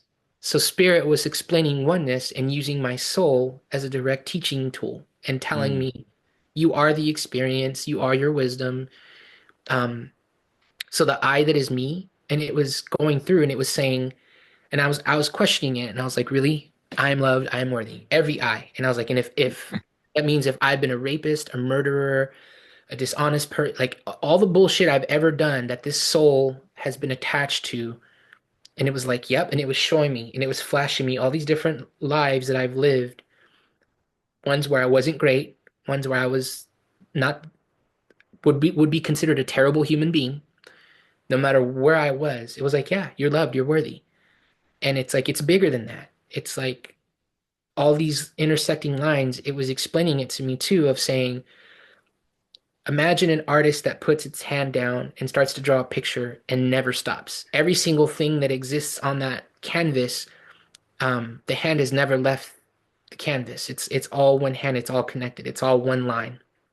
And so it was explaining these things to me too, um, and illustrating it. Like, it was overwhelming. Like, all these different things that were coming through, and it was saying, it was basically teaching me, like, how to share in that space and be loved, and how our souls are connected. Like, even if you've never met anyone, even if they're not in this time, in this realm, we all have access to it through within our soul.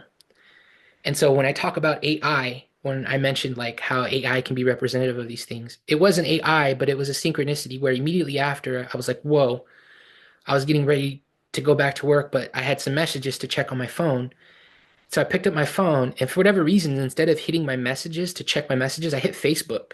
the app, and Facebook opened. I was like, no, I didn't want to do that. And right when I was going to close it, the first thing that popped up on the video at my feed, it was a representation of a video game engine um, called Unreal. It's Mm. used to render video games and make it look hyper realistic. And it was a video of them, and it showed a map of like a desert landscape, and it was hyper realistic, and it kept zooming in and zooming in and zooming Oh, in, yeah.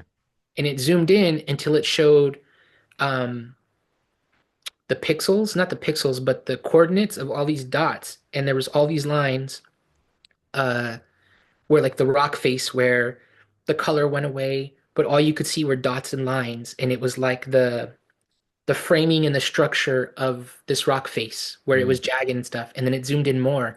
And all those points had points in them too. And so it was showing you in the digital engine how it builds this reality and how it's all made up of these dots and lines that are so small. Mm.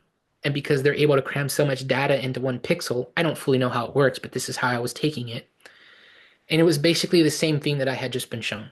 And Wow. so there is this digital representation of this Unreal Engine for this video game that was showing this map, and it was this beautiful, crisp landscape, and it kept zooming in to show it's just dots and lines. This is what the ones and zeros represent. So no matter how real it is, it was showing you the pencil lines, the marks, like the underneath the paint and all the beautiful stuff that made this thing look so beautiful. There's all the ugly, not so, complicated stuff underneath it. Um, And I was like, that's literally what I just saw, except it was my soul. It kept zooming in to show all those little dots of whatever. So if we're holograms, as people sometimes will say in science, where it's like, oh, this is all not real, we're all holograms. I got to see it. I got to see my soul. I got to see my body. I got to see reality as that in that vision. And I got to be shown and taught what that means. And that wasn't it. It was like, oh, there's more. You're going to come back for more. Like this vision is something that's going to serve you for the rest of your life because Mm. that was just me. That was just spirit sharing one aspect of my soul. And it was like, there's way, way, way more to this. And this vision happened before I got to attend the mystery school. And Maestro Hamilton, in his first lecture, got to share a concept that he created called sanctuary, where you can keep yourself safe within a space, whether you're with the medicine or not. Mm. And in his explanation of sanctuary, of these pillars of consciousness that you're reinforcing your space with spiritually, I was like, that's the vision I had. Mm. Basically, it's like saying, "Oh, I've had pizza before," but he's listing the ingredients. He's like, Mm. "Oh, flour, tomato, garlic, pepperoni, cheese." He's listing the breakdown of the stuff in the ingredients, but it's all the same thing. He's just putting it together in a different way. But I was like, "Okay." And so it helped me understand how to create sanctuary for myself within a space, and it gave me a prayer to use for myself, which I got to use and take care of some demons, actual demons. Um, I was like, oh, this shit works. It's Mm. real. It's powerful, and it wouldn't have hit home as hard for me had I not had it illustrated to me, both in vision, but I also had to have it confirmed here. And it's something I didn't ask for the confirmation. It just happened. And before us having this conversation, and I was thinking about that experience too.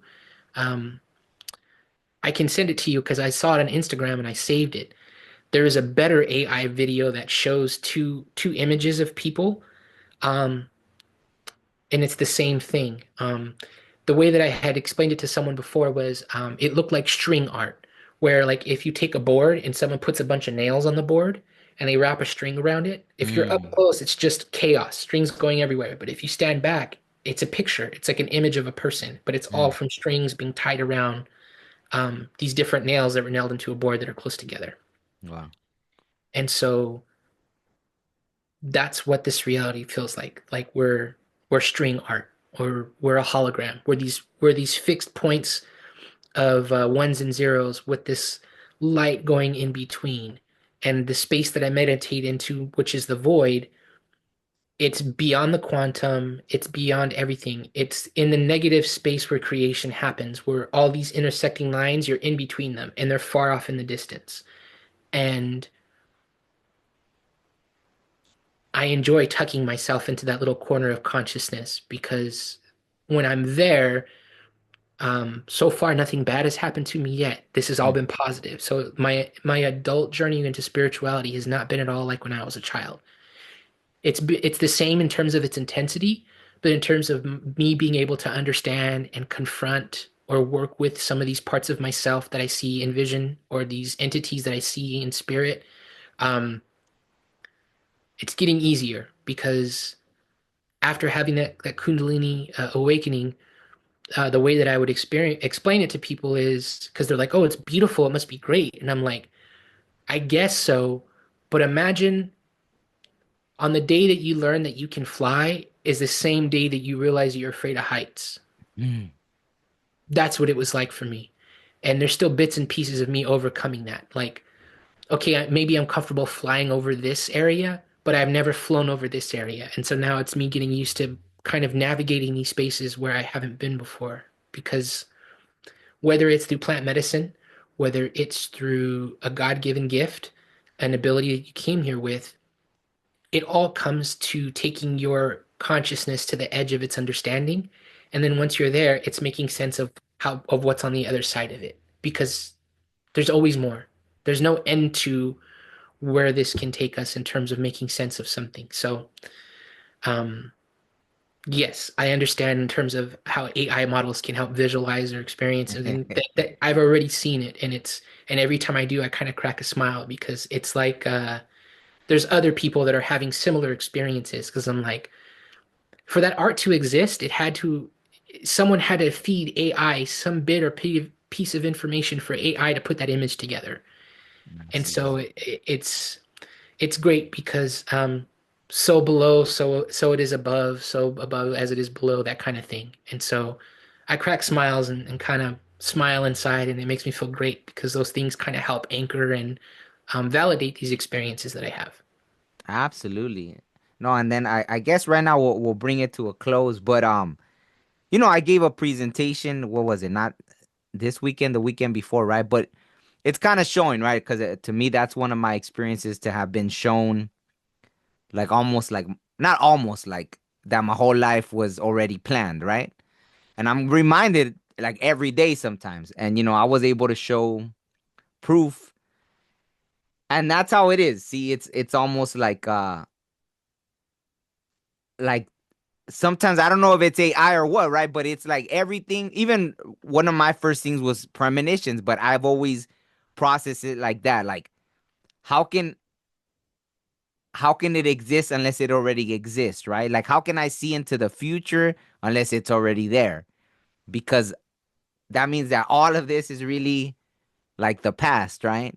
Like we're tapping into whatever. We're probably on a spaceship right now in one of those things like traveling to another planet, and this is all memories from thousands or millions of years, and we're just right now like you know like under some kind of like whatever hibernation or just whatever we do that we get bored, so we plug ourselves in, and then we just go through all these memories, like you said, all these thousands of lives, millions of lives. It's already all in there. Because yeah, even that, like one of the things I've experienced, right? Multiple realities all at once. And how can that be possible unless they already all exist, right? Everything already exists. So, it gets It can yeah, be a lot. huh? Yeah. It can be a lot to integrate. Just Yeah. just orienting yourself within the visionary space, at least for me, was like, okay, how do I do this? It's like balancing on a beach ball, balancing on a ping pong ball, balancing on a tightrope that's tied on like to two cars going in an opposite direction. Like it's slippery. Yeah. It's awkward. It's weird finding it's weird orienting yourself when you don't have a body. Absolutely. And I even wonder, even that question pops in. Like, why do some of us get to see this?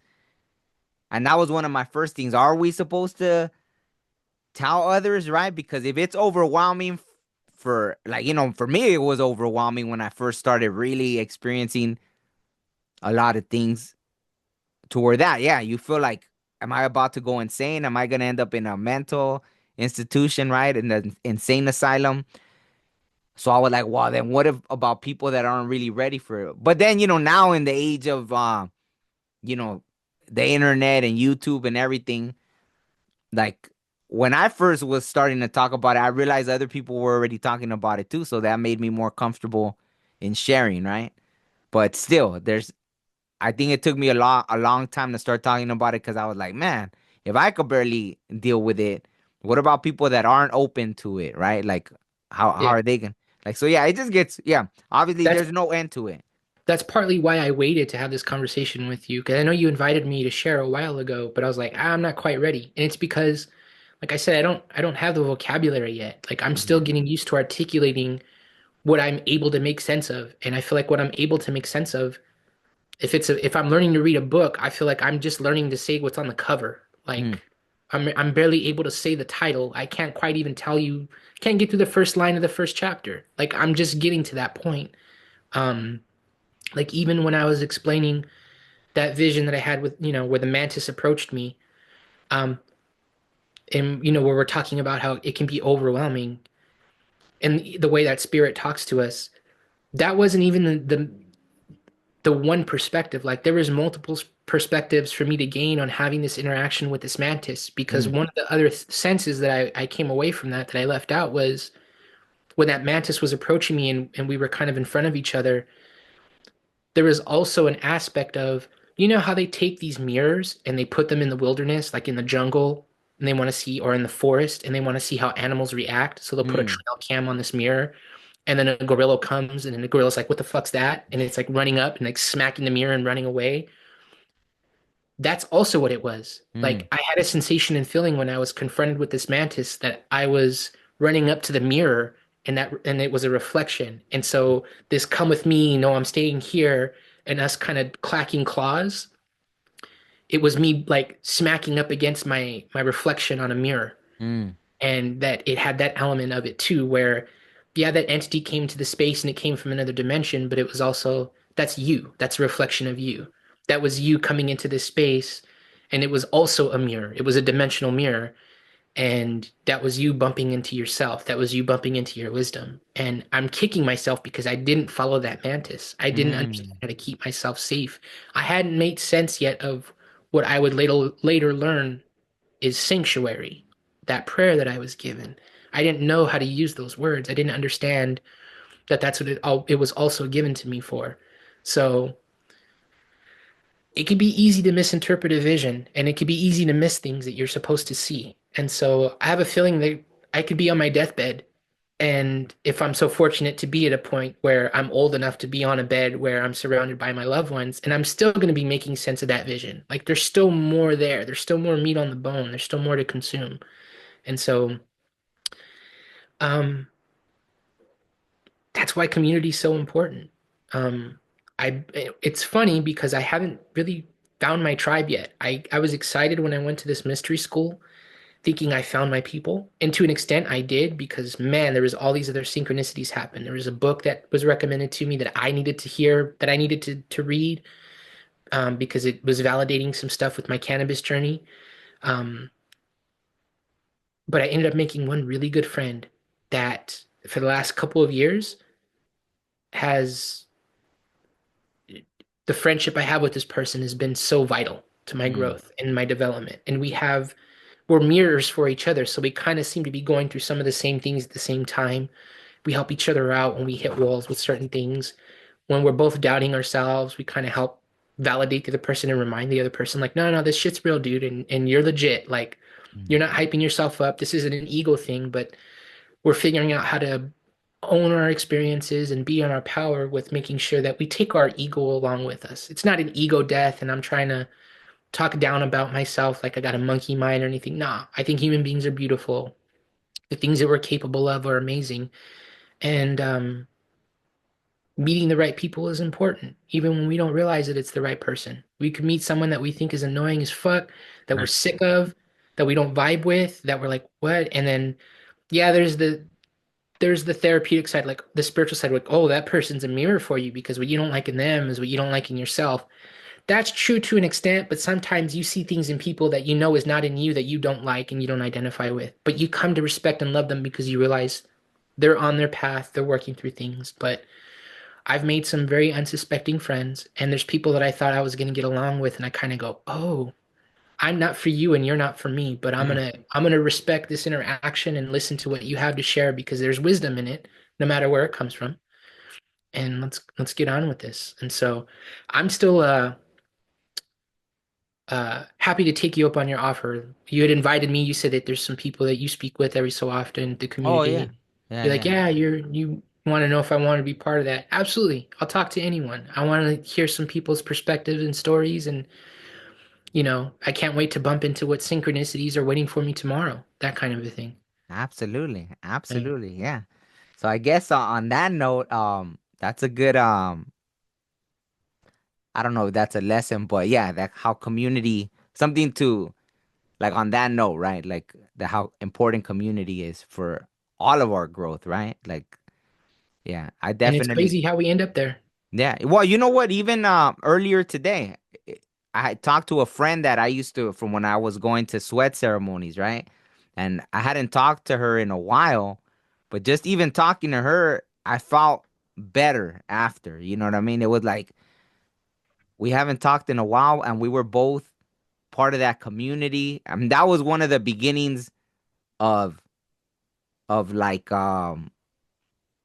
of my growth, right? Like that's when I first started like growing even more. And I don't know, there's something in that, right? Like it was weird like when you go to those kind of ceremonies in person with somebody, you grow a bond, right? Like especially when it's something like that, right? Like sometimes being in a ceremony, it wasn't always easy, right? Like obviously even like sweat ceremonies, right? You're in there and sometimes it's real hot and you're like, oh man. So you kind of like you muscle it through together, right? And you Hmm. grow like a fondness for, it's almost like if that saying, like the family that prays together stays together. So in that sense, it's like the family that sweats together. It's like, you just kind of bond a little more, I guess, you know? Yeah, it's important to have those mutual experiences. Yeah, You yeah. bond over that. It's unique. Personally, I haven't participated in an in-person ceremony. When I was at the mystery school, there were digital ceremonies that would happen on Saturdays that I got to attend and be part of. Um, the only ceremonies that I've really participated in are the ceremonies of one. It's been a lonely journey for me so far, and so I've only made a few friends, but the friendships that I have made have been wonderful. I cherish them. Um, But man, it's crazy how lonely this can get sometimes, where we are on your own so long and experiencing these things, and then you kind of start to, at least for me, I start to kind of doubt myself, like, is this really real?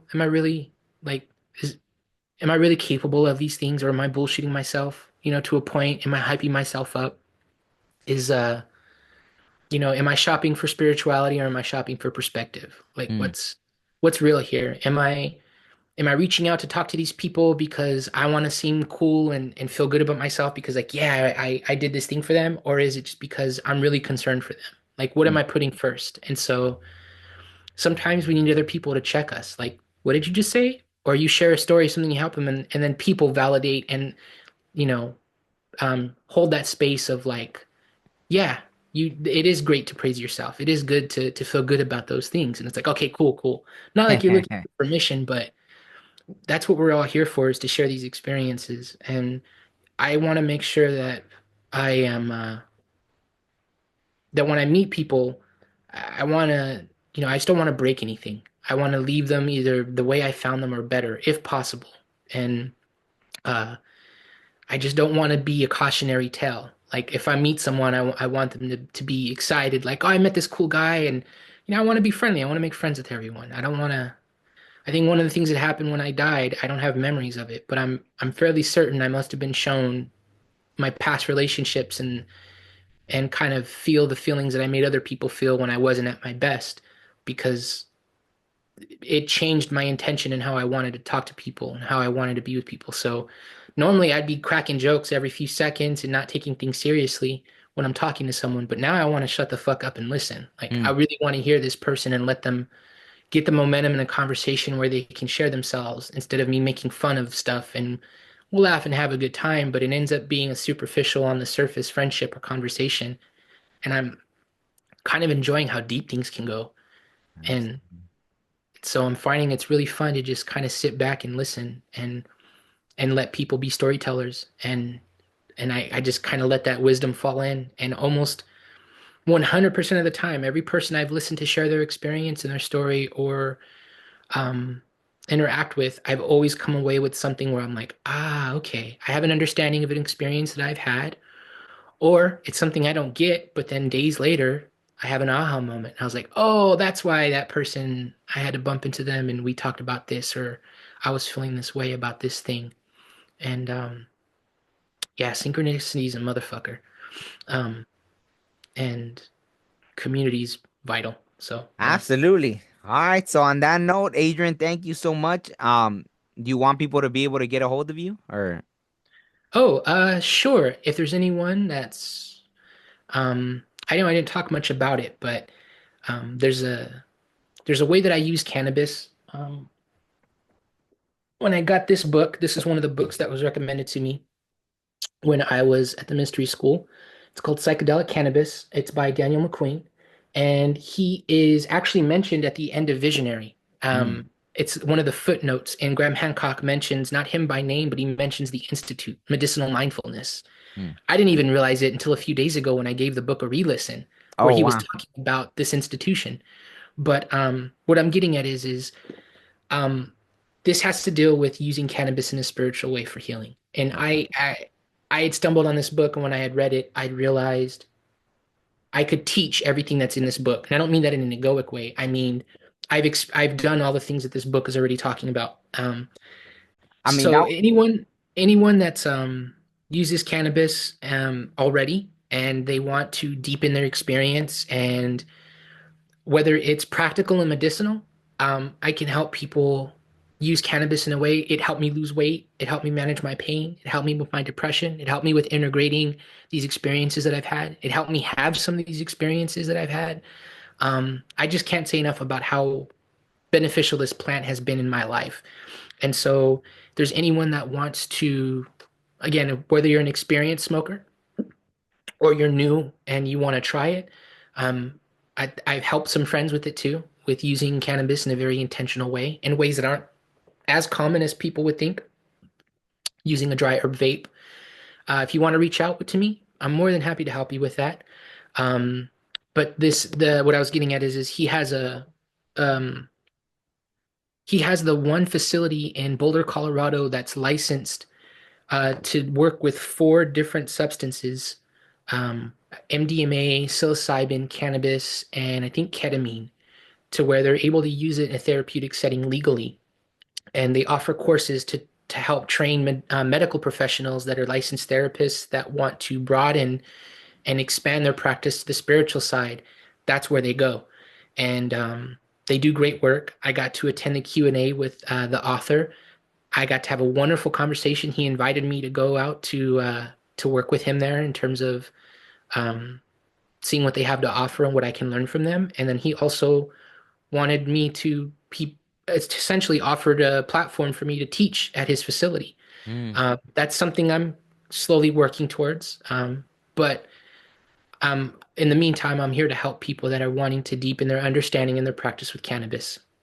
Not just with smoking it, but also the oil that I make that I help people with. I process cannabis oil to take most of the chlorophyll and the impurities out as I can, and then I extract it into some coconut oil and I dose it out that way. That way, if someone has any dietary restrictions, whether they have cancer or they're on a diet, they have diabetes, things like that, and they want to use cannabis, but they can't have it in junk food edibles, which is most common. mm, I help with that too. I can teach them how to take the medicine and how to make it for themselves to clean it up to where uh, it can be medicinal for them. And I've been doing that for years.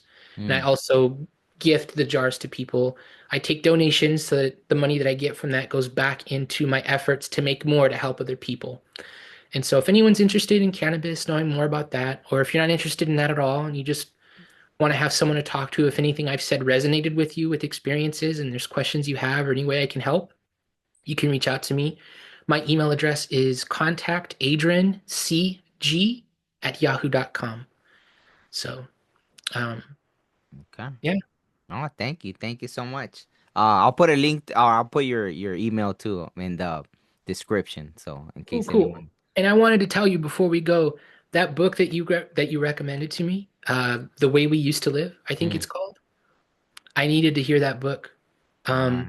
it helped me immensely because it dealt with visions. It dealt with because a lot of the stuff that I've experienced, none of it's been Jesus and angels and in the traditional sense, where some people's like white light and all that. It's all been shamanic. It's been spirit animals. It's been visions. It's been these realms that I don't know what they are and that I'm not familiar with. And these things that I experience that I don't know what the rules are. I'm not sure how to safely navigate in certain areas. So getting getting to be able to hear some of the indigenous storytelling and the breakdown and sharing of these ceremonies because they're usually sacred. Even when you know indigenous people, they typically don't want to talk about what goes on in the Maloka or what goes on um, in the Hogan and what the rites of passage ceremonies are like or what a medicine man or a visionary experiencer in the indigenous culture, what they like, that's secretive. That's something that's only meant for you and the tribe. And so hearing that and understanding that there's stuff for me to identify and learn from, oh, huge, huge, huge help. So thank you for that. I appreciate it. I needed that book. Oh no, absolutely no. Thank you. I actually I remember when I had rented it from the library, they had discontinued it. So I was so happy that they had it in an audiobook now because it had been discontinued and the only place I was able to find it was a library. And I remember they didn't have it. They had to order it from another library and I finally ended up getting it and I had it for I had it longer than I was supposed to because I was like, man, I really want to own this book. So I'm really happy that now they have it in a audiobook even. Oh, it's such a good book. And the way that it's read by a native actor. I forget his name, but he's well known. And Is it West it's Studi or I think so. I'd have to look it up who it was read by, but um it's not just important to hear these stories, but to hear it in the indigenous cadence, like the way that he reads it is mm, very important. The way that he stresses on words. Um, he's gentle and reverent in certain spaces where it needs to be. And it's almost enlightening and jovial in certain places. Like everything about the book for me, it was something that I needed to hear in a very no? specific way. And it led me to needing to listen to Edgar Casey's a book about Edgar Casey, the Sleeping Prophet. Mm, Um, it's just the synchronicities that I needed to do, like the synchronicities in these books that I had were great, and so thank you because that book's immense. I've listened to it twice already, and I'm probably going to listen to it again, yeah, and absolutely. and No, then no. I'm gonna have another go through at this one. All right. Yeah, I Um, have to. That one was so much information. I have to listen to it again because I was listening to it while I was driving. So sometimes I'd be processing something they just said, and your mind goes blank, right? And I wasn't really like rewinding it. I would just listen, and then I'll be like, "Oh wow!" And then you kind of miss the next part, and then so I just had it playing. So I know I went through it kind of fast because every time I hopped in my car, it was on. Boom. So I had to do re-listens as well because yeah, he talks about one topic and subject, and you get so deep into that in thought, for me at least, that I stopped listening because I'm still stuck on what he yeah, just said. And so I'm like, wait, let me start that chapter over because that hit hard. And then I'm realizing, oh, I restarted this one section 3 times. yeah. And I've got to go back and sometimes I would listen straight through. I'd break it up into chapters. There's just been so much in that book for me that it's been so helpful and I keep returning to it. I'm glad it was helpful for you. I've recommended it to at least 5 or 6 people. I've gifted it to I don't know how many people. Absolutely. No, there was a lot of confirmations, things that I might have mentioned to people before and then, depending on the reaction, then you're like, you kind of just file it in, right? But he brought up a lot of those things that I've experienced. So I was like, all right, cool. Like, you Yeah. know, yeah. Sometimes it's not that you like you said, I think you said that earlier, like you don't need the confirmation, but it's always nice, right? It's always nice to to have those confirmations. You know, you just reminded me. There's another book that I think it was right after I read it right after the book that the what is it? The way we used to Where we live used or to live? yeah.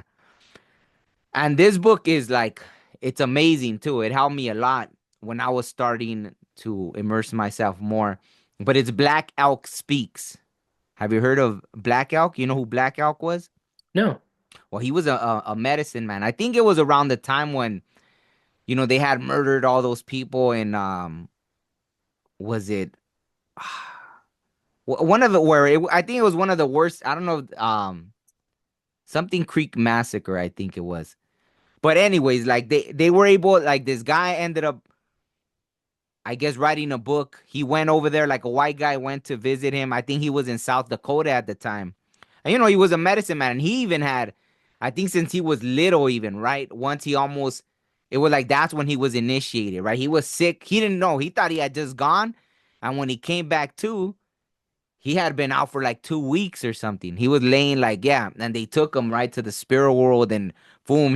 I think he was shown things that are happening now. Because when I read the book, the synchronicities were insane. It was like there's this vision he had of like going, like almost like doing battle with this thing that he called the Blue Man, and it was crazy because as I was reading that book, I hopped on my computer and all of a sudden they show it was like a thing for Facebook and the hand was like a blue man, and I was like, what? So I thought this vision that he had from like I don't know if it was in the 1800s or in early 1900s had to do with technology, right? It was like this enemy that would one day come was gonna be technology. So it was just the synchronicity was insane. And sometimes that's how visions are. Like, right, you could have a vision. I know it seems important because it is, but we might not even live to see it. That's why it's important to leave those behind. And just like with him, right? I don't know if he passed away in his early, maybe the 1930s or something like that, right? But if you enjoyed that one, you'll definitely enjoy this book, Black Elk Speaks, and all that, right? It would have been similar to him having an NDE when he was like 12 years old or 8 years old. I don't know. He was young, and that's when he was like on his deathbed. But it was more of an initiation into him becoming a medicine man. Very powerful medicine man. His book inspired me a lot. Probably even more so than the other one, just because there was a lot I needed to hear when I was reading that book, right? The Black Elk Speaks. So I have to look into that book. yeah, yeah, and That's it's not that long. I got it, I read it, and I was just like, oh wow, like yeah, yeah, it was really important, right? It was really important, and he's in that book. He's talking about the visions, and I'm glad the man that wrote that book, I guess, did it very unbiased. Like he just told the story, maybe even without having the understanding. He was just writing the story.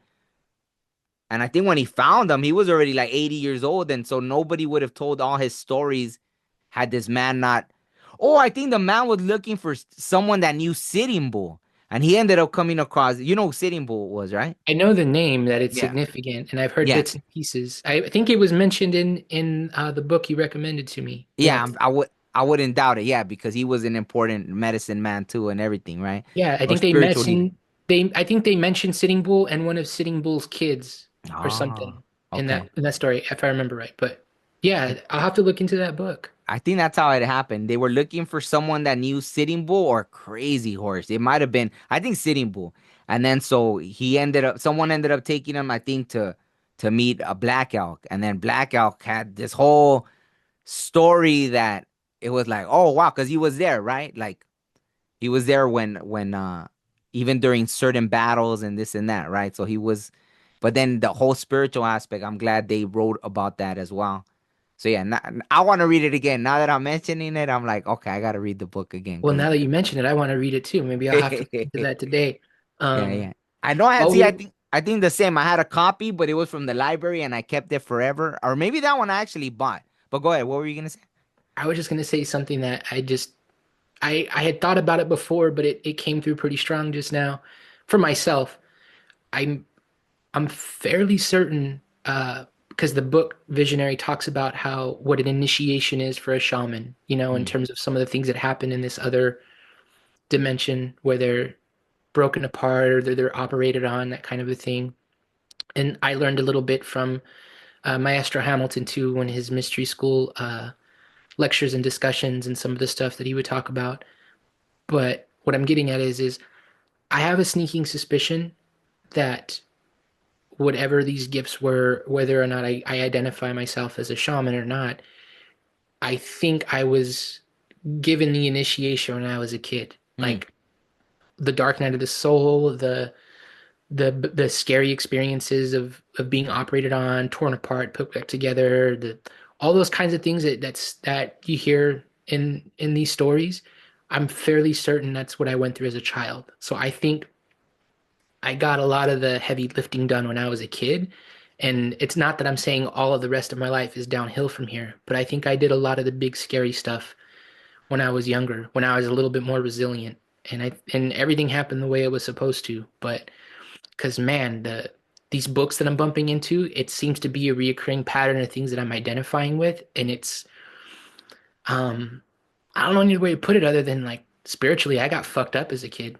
It's Yeah. like it's almost like gang culture. Like you're gonna get jumped in, kind of. And Yeah. it's like, all right, I guess. And so I got jumped in when I was a kid. So, I'll rep my set. Um, you know, throw my mudras. Yeah. Oh, Yeah. what's up? My little No, gang side. when I was little, I remember I noticed the pattern. Every single year, I would have a big thing happen, which would end up, whether I needed surgery or something every single year. And I was just like, I was kind of tired of it, but I think it finally stopped probably by the time I was maybe 23, 24 or something. But every single year, one, as I got older, then it would like every time it would like close calls with death kind of thing, right? So I was like, man, like it just never fails every year, right? So, but it finally stopped, but the same, right? Right now, when you were saying that, that's what it kind of made me think of like, yeah, maybe I was just going through a young, and I'm grateful because when you have the resilience, like I couldn't picture like, man, all that stuff when you're older. So I'm grateful for that. For Now, yeah, for me, it definitely blurs the lines of reality. Like you question whether or not you're going crazy. Like as yeah. an adult, that's why I need to be validated as an adult is because grounding yourself in reality when you experience these things, it can be a lot. And so when you're a kid, it's easy to just kind of go, it was what it was, I guess. Whether it was good or bad, you just kind of go, that thing happened, so I'll throw that in the back of my subconscious and carry on with my day with my cereal and my TV and going outside and playing. Like you do your best to kind of carry on as a kid. But now as an adult, I'm really like realizing when this stuff comes up, I'm like, oh yeah, it wasn't just the Adrian human life side of it. It was the spiritual side where I'm like, it was pretty intense. Like, uh, and again, like I said, that I don't have many good spiritual memories. It's all of me getting fucked up in some way or another. Like, um, so that's why I'm so optimistically cautious now with these experiences because it's like I don't want to end up in the bad neighborhood of the void or this spiritual Oh realm yeah. and end up, having to deal with it. But um, I had a visionary dream just a few days ago, and it was the first time in that space that I had to use my prayer that I am loved, I am worthy. I tried Mm. using sanctuary that was given to me from my Astro, but it was funny because I was like, "Oh, this isn't real. These guys are demons. I need to get rid of you guys." And I started to speak sanctuary, but it was like a Jerry Lewis moment. It was like I was fumbling my weapon if I was drawing on him. Like I had two left feet, like it was clumsy, and they were kind of laughing at me. And then the moment I dropped it, and I was like, "Let me do my sanctuary. Let me speak the words that I was given." And the moment I started, they dissolved, and I was like, "Oh, this Mm. is real. This is. I didn't need to invoke Jesus Christ. I didn't need to call in my angels. I didn't. It was my own power that I carried with me. So it's now I understand like, oh, I got that strap on me. So, if you guys want to try to jump me, it's like I already got Ah. my gang. I already rep my set. I know what's up. So, it felt good to be able to know like spiritually I can travel light, but I'm carrying a pretty big stick. Mm. So, I'm not looking to use it. It's just to take it out and show people. That's what it felt like. Like chanting Mm. those words was like showing them, like, you want me to hit you with this stick? And they're like, no, we're cool, boss. We're out. And so they dipped. And I was like, yeah, that's what I thought.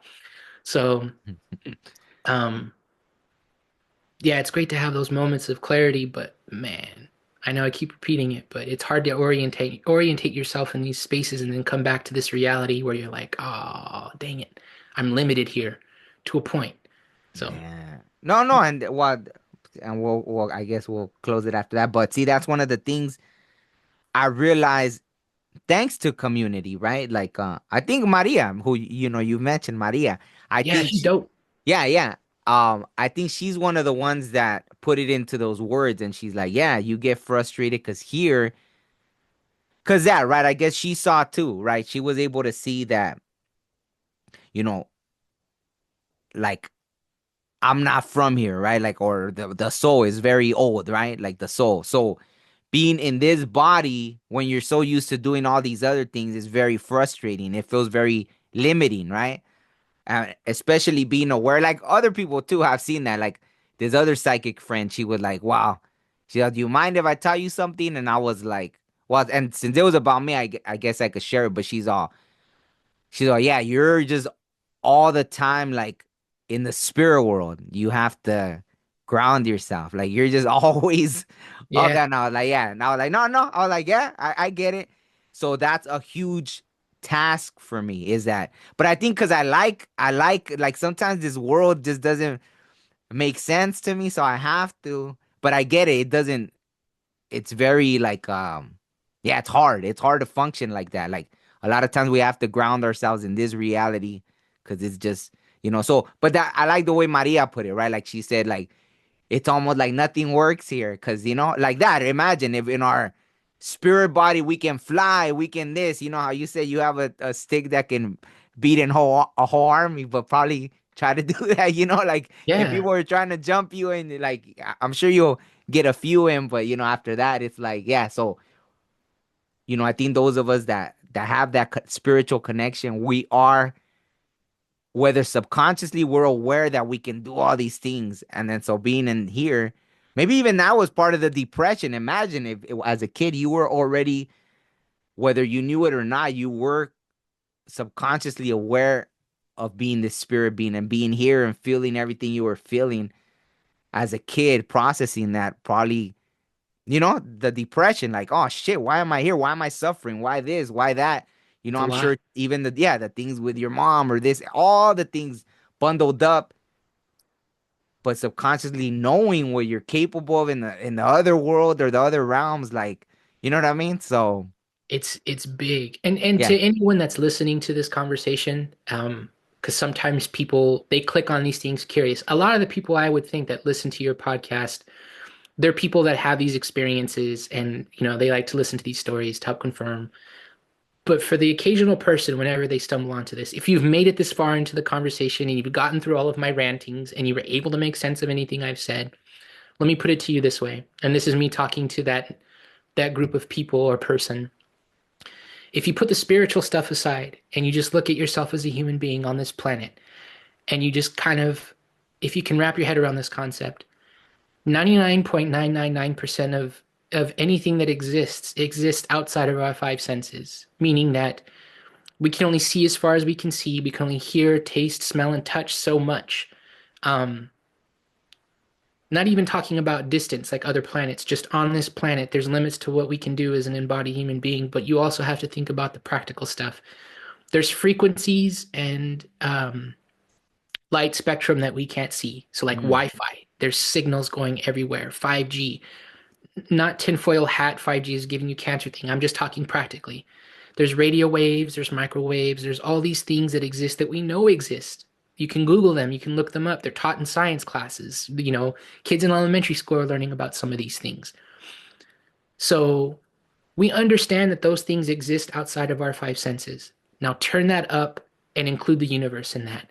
And that's the spiritual side of it, where there's things in that realm where even the things that Omar and I are talking about that we're experiencing or that we sense, that's such a small amount. That's one soul having one conscious experience of a 360 view that we're embodying, and we're only able to take a fraction of that and make sense of it and explain it to you guys. mm. And that little bit that we have, that's just the grain of the sand off of a planet that's spinning in a universe that's full of magic and mystery. So have fun taking that in and knowing like not only are you more than your body and more than this life, but at any level of existence, you're only going to be able to experience so much. And that's why we're all here. And that's why community is important because we all have to share that perspective. What part of the elephant is each of us touching? What part of a vision are we seeing that maybe someone else is? Like these visions and these experiences that I've had, I'm fairly certain that someone else that I'll never meet in another time or even existing now, they got a piece of it too.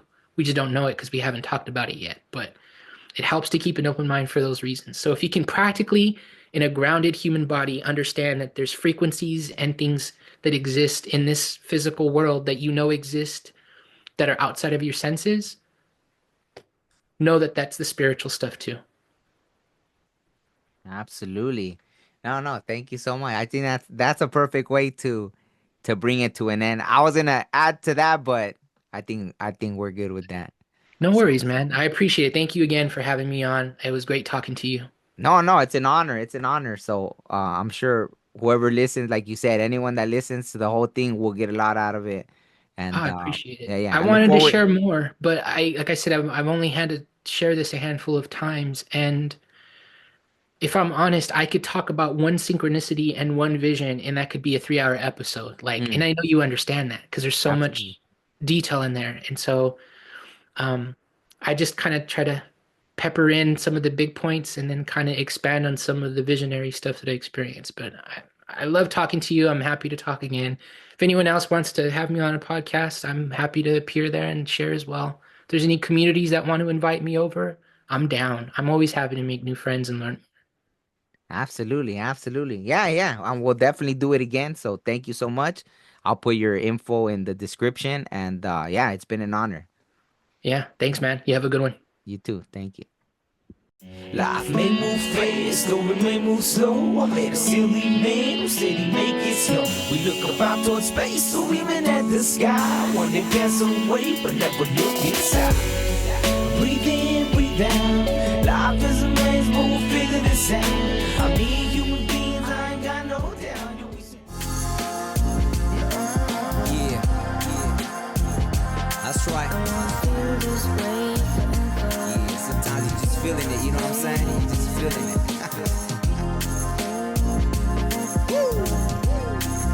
And I wanna feel this way forever, forever.